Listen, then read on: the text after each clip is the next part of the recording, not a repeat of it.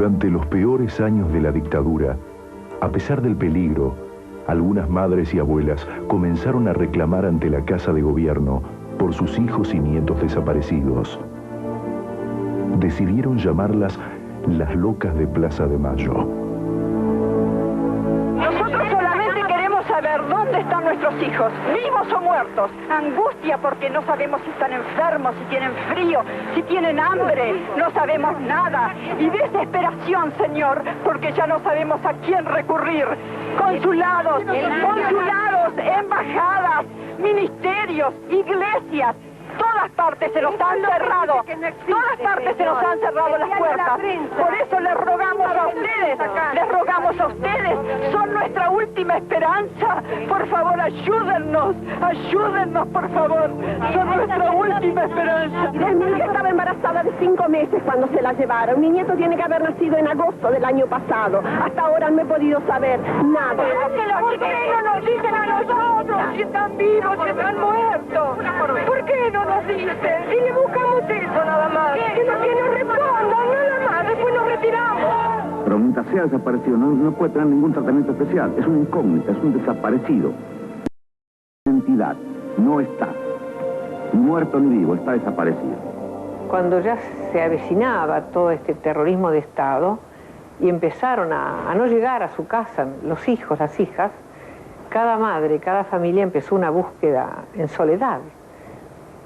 Yo siempre digo que no había nada escrito que nos dijera qué hacer, a dónde ir, cómo buscar, porque era una cosa inédita. Cuando los parientes de las víctimas hacían el reclamo por la vía del habeas corpus, lo que hacía el juez que le tocaba el habeas corpus era lo que se hace habitualmente. Pedía informes al Ministerio del Interior, a la Jefatura de Policía, a la Prefectura, en Chile, a todas las fuerzas de seguridad, para saber si había sido detenida esa persona. Y le contestaban que no, con lo cual se chocaba con una barrera infranqueable.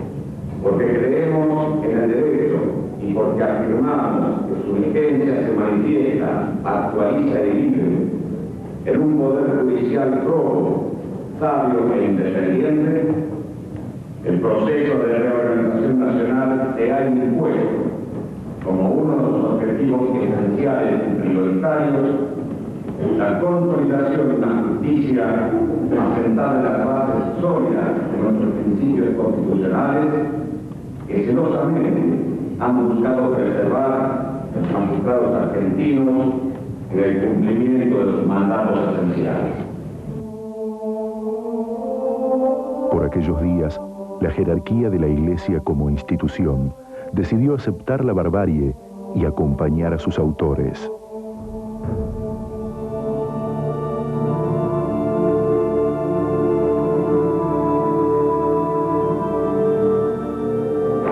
Monseñor Bonamín, ¿qué le diría a la juventud, para mí una juventud equivocada, que es el sector de la gente subversiva? Jóvenes de la subversión. Exacto. No son jóvenes. Fueron, renunciaron a ser. Los jóvenes tienen que quitar esta imagen del país y decir, acá en esta Argentina renovada se trabaja con alegría. Monseñor, ¿la Iglesia no le teme a esa juventud? No. Si son jóvenes, no, al revés. Si son jóvenes prematuramente viejos, sí. Si son jóvenes, pues, que o por la droga, o por la sexualidad, o por el alcohol, o por la violencia, se están desfibrando interiormente, envejeciendo prematuramente, siendo decrépitos a los 20, 25 años, a la Iglesia le tiene un miedo pánico. Con las excepciones, ¿no?, de los obispos que siempre estuvieron al lado nuestro, como aquí está el amigo Jaime de Nevares, lo que fue Enrique Angelelli, Esaine Novak, que acaba de fallecer, y Alfredo Devoto, también de Goya, de Corrientes, Saspe, pero eran muy pocos los obispos que tenían conciencia del drama del pueblo argentino. ¿Llevó usted alguna lista de esas personas que reclamaban por sus familiares? Sí, fui haciendo de acuerdo al reclamo que yo escuchaba, fui haciendo una tarjeta, anotándolo en una hoja, que después cuando se fueron acumulando me vi obligado a ponerlas bajo abecedario, esas tarjetas, que algunos atacándome dice que es un fichero, pero son tarjetas con el nombre de la persona desaparecida, la fecha que recibía al familiar, el documento de la persona desaparecida, el lugar y la fecha. Una última, señor presidente. Para que diga el testigo, si es posible que las denuncias que recibió por desaparecidas fueran el fruto de una campaña organizada por elementos subversivos. Puede contestar. Usted, señor presidente, está recibiendo testimonios en este recinto de hechos ocurridos 8 años atrás. Lo que ustedes escucharon, yo lo escuchaba a las pocas horas, pocos días, y le aseguro que en esto no puede haber ninguna clase de teatro.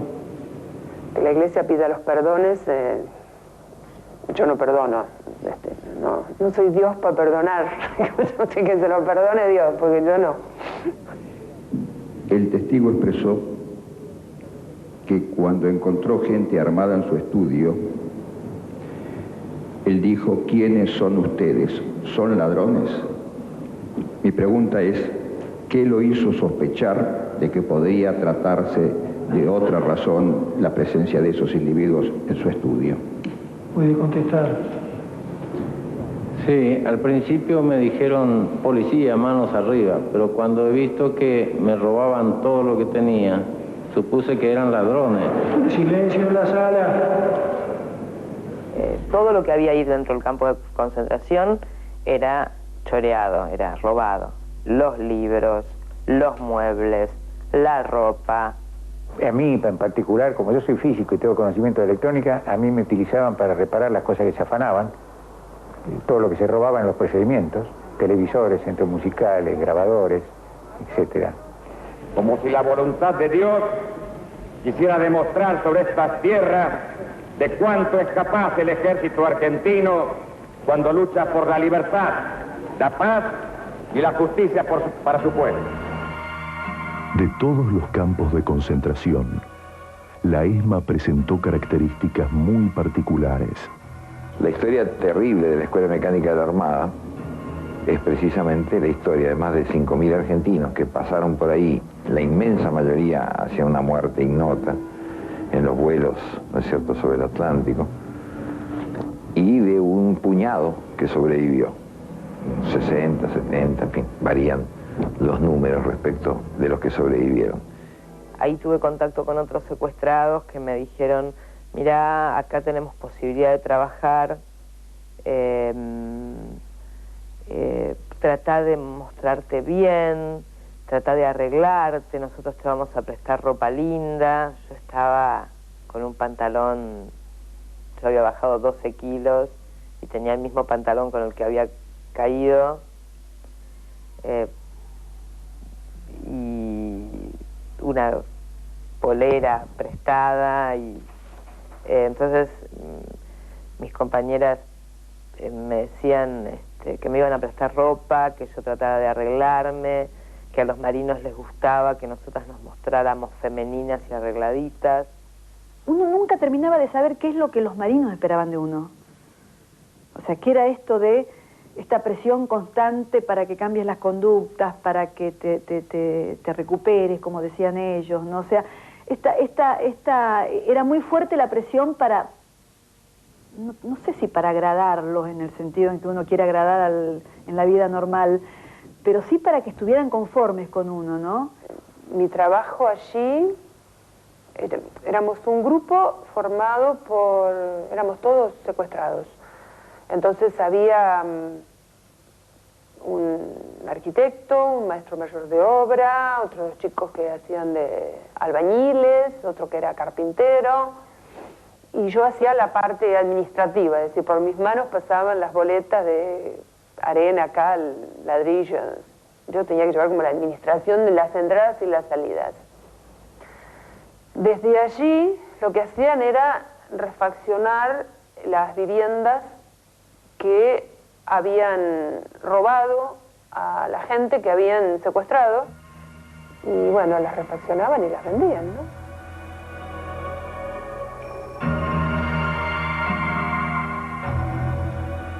Lo que existía allí no era un centro de recuperación, como ellos lo llamaban, sino que se trataba de un intento de construir un grupo de apoyo al plan político del almirante Masera con mano de obra esclava, podría calificar.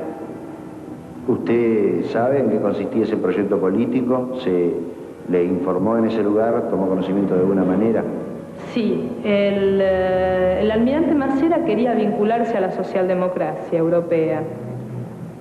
Tenía intenciones y serias de ser presidente, como es de dominio público. La intención del almirante Masera era,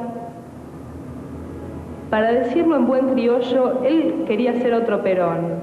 Fue tal vez el único al cual se le ocurrió que podría chantajear con la vida o con la muerte a sus prisioneros para que trabajasen para él, algunos selectos prisioneros.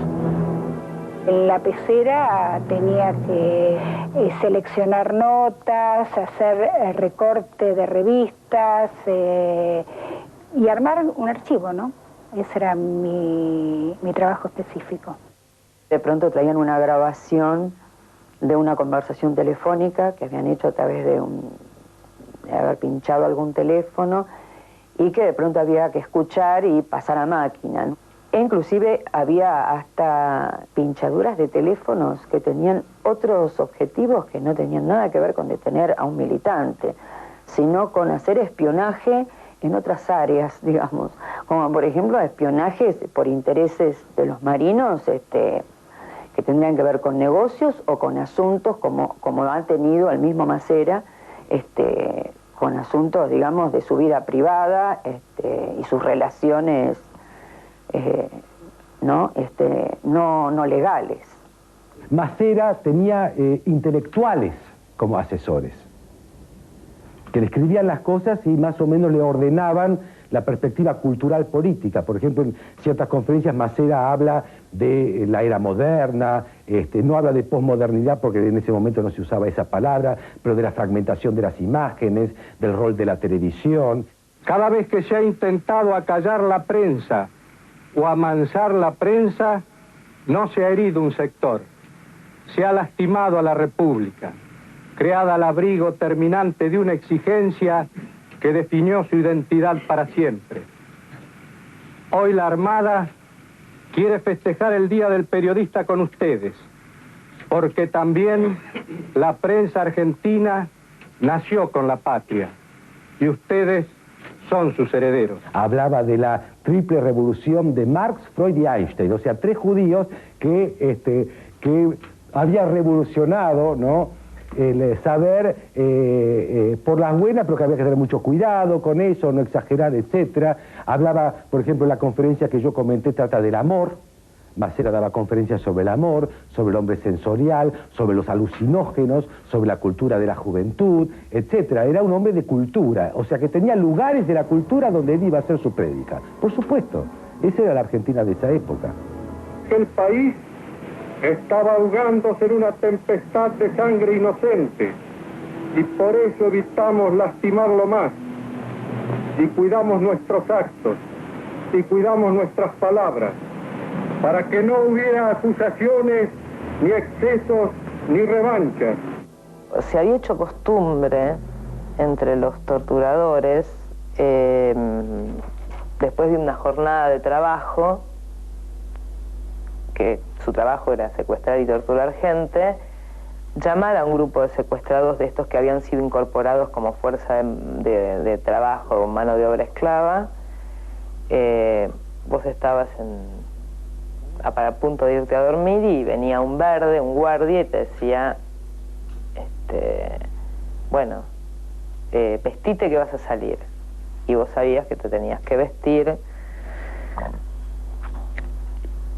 Y te bajaban con el antifaz por la escalera, tipo armado, con su fal, te subían a un auto y te llevaban a cenar a algún restaurante, generalmente con el Tigre Acosta. No éramos siempre mujeres, los grupos eran mixtos, se daban situaciones delirantes, ¿no? Ellos comentaban su trabajo del día, y nosotros teníamos que hacer que nos parecía normal que nos sentaran ahí al lado. Era una tortura psicológica realmente refinada. El punto era que ya la relación de por sí era sofisticada, la podemos llamar. Era terrible, porque que ellos se te pongan a hablar a vos sobre temas comunes o inherentes a un espectáculo de televisión, suponete, o a una banda de música, banda de rock, por ejemplo. Astiz me venía a decir que pensaba yo de Charly García, por ejemplo, ¿no? O así como si fuera un compañero de facultad o algo por el estilo, cuando vos sabías que había sido el que te pegó, el que te secuestró, y otros que vos sabías que eran los que te habían torturado, que después vengan a hacerse los amigos, ya la relación ya de por sí era morbosa, ¿no? De que de pronto te arranquen de un campo de concentración y te veas, como me pasó a mí, entrando a la confitería Mau Mau, donde en un momento hasta voy al baño, me siento muy mal, y me miro en el espejo, ¿no? Al lado de una chica de mi edad, que por supuesto estaba pasando su noche como si nada, es así de loco, ¿no? Y encerrarte en el baño y quedarte en un rincón y con un grito en la garganta que no podés soltar. Había una hoja donde se abría el caso, decía a dónde había sido secuestrado, a qué organización o a qué grupo político pertenecía, quiénes habían participado del operativo de secuestro, en qué época, y finalmente la sentencia. La sentencia se sintetizaba en una T o en una L. La T representaba el traslado y la L la libertad. Yo tuve acceso a esos microfilms en octubre o noviembre del año 79 y bueno, esa noche tuve contacto con los 4 cassettes de microfilm, pude ver la dimensión de la matanza que había ahí dentro de la ESMA, porque había aproximadamente 5.000 casos y las L que representaban la libertad eran realmente muy, muy pocas. El almirante Macera nos decía a los secuestrados: el hecho de que estemos en bandos diferentes es solamente una circunstancia pasajera. Yo espero poder encontrarlos café de por medio en una mesa en el futuro. Penoso. Mientras un piso más abajo seguían torturando gente y matando.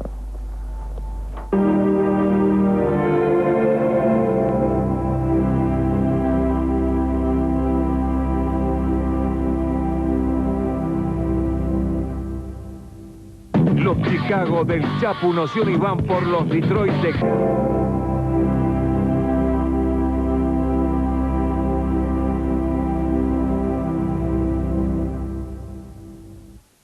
En 1977, en Estados Unidos, Carter asumió la presidencia y la administración demócrata comenzó a preocuparse por los derechos humanos en Latinoamérica.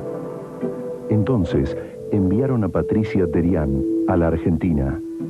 La funcionaria se entrevistó con Videla. Ella era la secretaria para los derechos humanos del gobierno de Jimmy Carter. Jimmy Carter fue uno de los pocos presidentes de los Estados Unidos preocupados también sobre la grave situación argentina.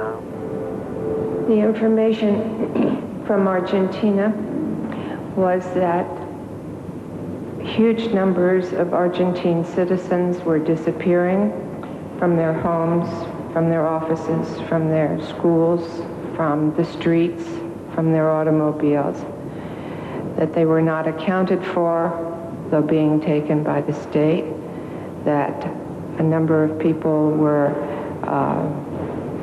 being summarily executed, that while held in secret detention without charges, without the knowledge of their whereabouts by their families or other significant people in their lives, that they were brutally tortured, and that the system for ordinary pursuit of justice had broken down entirely.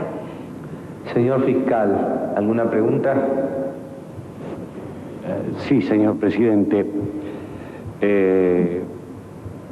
Para que diga si puede hacer saber las conclusiones del Departamento de Estado en los informes anuales que presentaba al Congreso durante su gestión.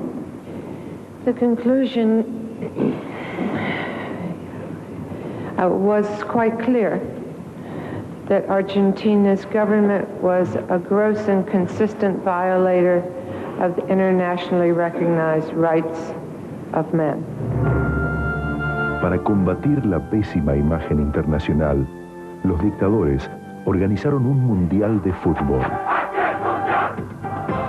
En el marco de la amistad entre los hombres y los pueblos, y bajo el signo de la paz, declaro oficialmente inaugurado este 11º Campeonato Mundial de Fútbol 78. Muchas gracias. Permanentemente fue posible escuchar como música destinada a ocultar estos tormentos la que se había efectuado con motivo del Mundial, es decir, la música del Mundial que se realizaba justamente en esos días constituyó la música de fondo con la cual fueron torturados otra importante cantidad de ciudadanos en ese momento y en ese lugar.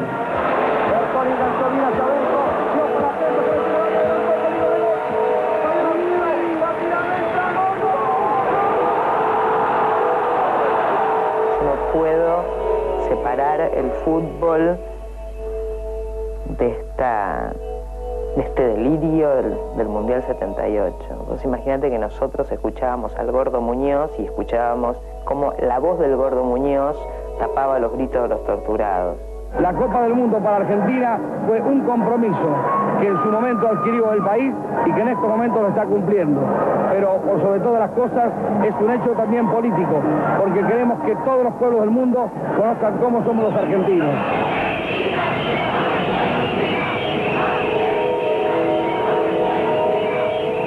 Esa noche nos sacaron en autos, acompañados por marinos, con autos embanderados. Los represores, los torturadores fueron a festejar el Mundial con los chupados. Y yo no podía disimular la desazón que tenía. En ese momento pensé que íbamos a tener militares para toda la vida, que los asesinos nos iban a gobernar para siempre. Finalizado el Mundial y aniquilada la subversión, los militares apuntaron sus armas a Chile. Intentaron iniciar una guerra por el canal de Beagle.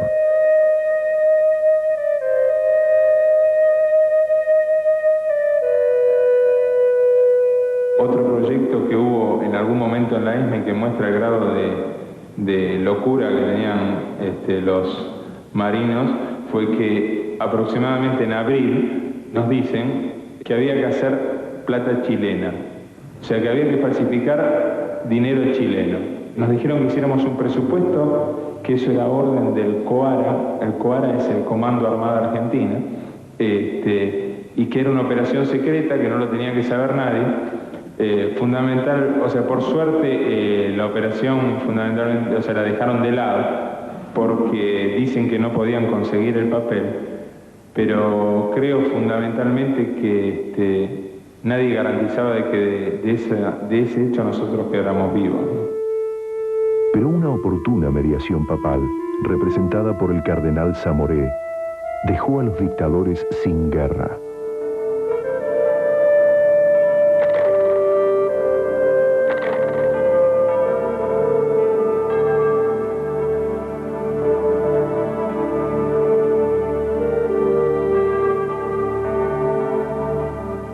Yo en mayo del 79